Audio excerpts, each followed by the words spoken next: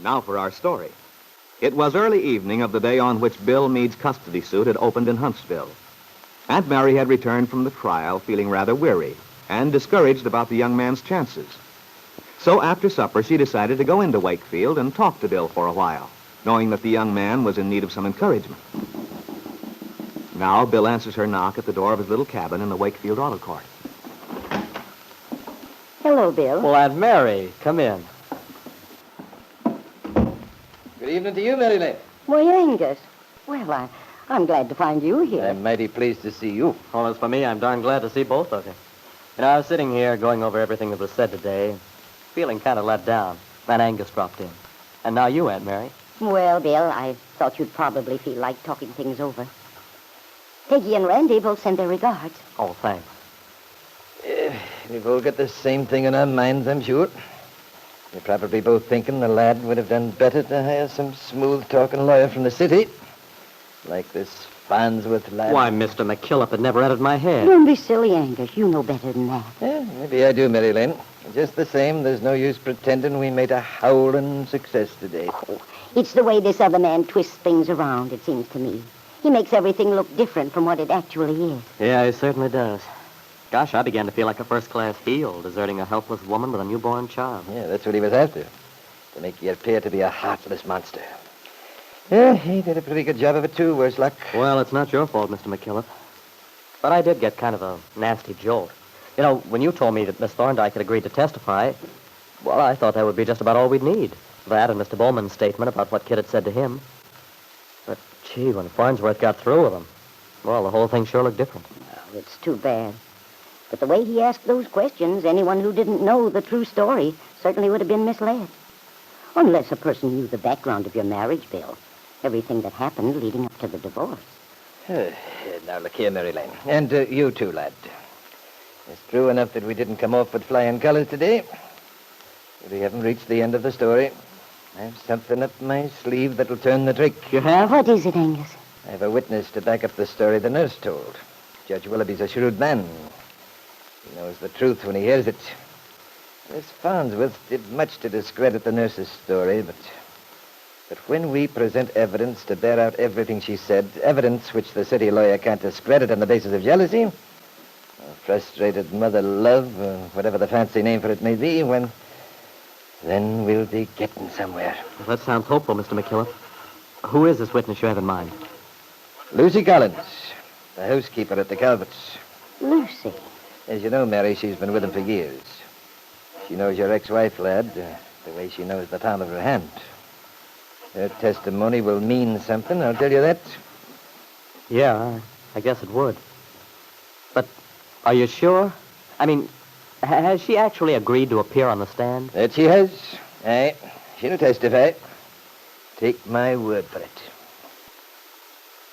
And at the same moment, in another part of town, McKillop's opponent, George Farnsworth, is confidently talking to his client, Bill's ex-wife, Kitt. May I pour you another glass of sherry, Mrs. Farnsworth? Thank you. I have to have a clear head tomorrow, you know. Well, I hardly think a glass or two of sherry will make much difference. You certainly had your wits about you today. I thank you, Miss Calvert. You know, being an attorney is rather a thankless job, as a rule. If you lose a case, your client's likely to put the whole blame on the line of attack you choose. On the other hand, when you win... When you win, you don't get any credit. Yes, I know. Of course, not to bring up the sordid side, but you do have your fee. That must be some comfort, I should think. It helps to heal our wounded pride. Yes, indeed.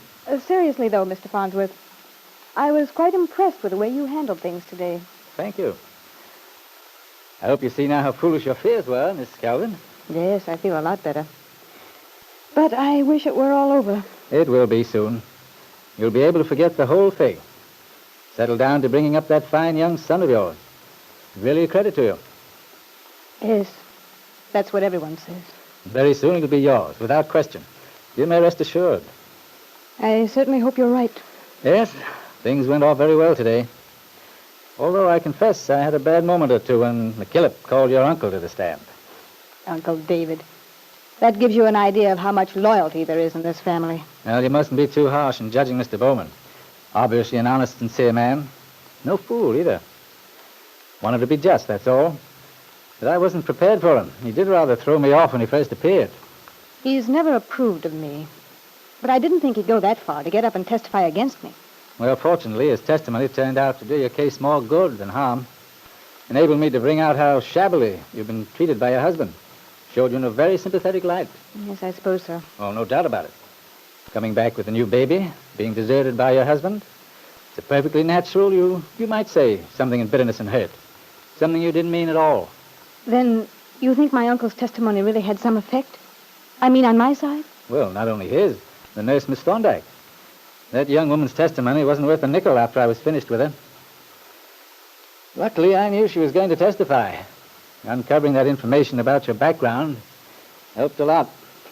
I told Dad before I wasn't at all sure we could count on her. But he's always so positive he has things under control. He had a little talk with her. Seemed to think he had her right where he wanted her. I'm afraid that was one time your father overreached himself. Well, anyway, you certainly made her look like a fool. I never have liked her. I quite enjoyed the way you handled her. Miss Calvert, in the future, we should ever be in a similar situation. I certainly don't expect to be. Not if I can help it. Well, you never know.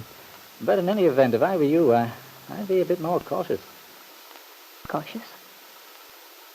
I wish you'd explain that, Mr. Farnsworth. Well, now, don't take offense, Miss Calvert. I simply mean that you might save yourself a lot of trouble by a little extra discretion. Be careful what you say, to whom you say it. You see, your uncle's evidence, and the evidence of the nurse also, might have been quite damaging. Luckily, we were able to discount it. But if McKillop has another witness up his sleeve who has heard you say you regretted having the child and so on, well, it might not work out so well for us. Yes, I see that. Miss Calvert, Yes? I'd like to say one thing more. It's in your own interest. If there's anything about this case you haven't told me, anything I should know... But, well, of course there isn't. How can you ask? Well, I only meant if you've told anyone else, say, what you apparently told your father and your uncle, that you wished you hadn't had the child, try to think. Oh. No, I don't believe so. Surely you don't imagine I've gone all over town making wild statements like that. Well, it was only here at home, or under the pressure and strain of everything that's happened. And the household's accounted for. Miss Thorndyke's shown her colors already. That just leaves Lucy. Lucy? She's the housekeeper. And what about her? You sure she won't enter into the picture at all? No, not Lucy. Oh, she's been with us for years and years. Practically as long as I can remember. No, she's a fixture. Completely loyal. I wonder.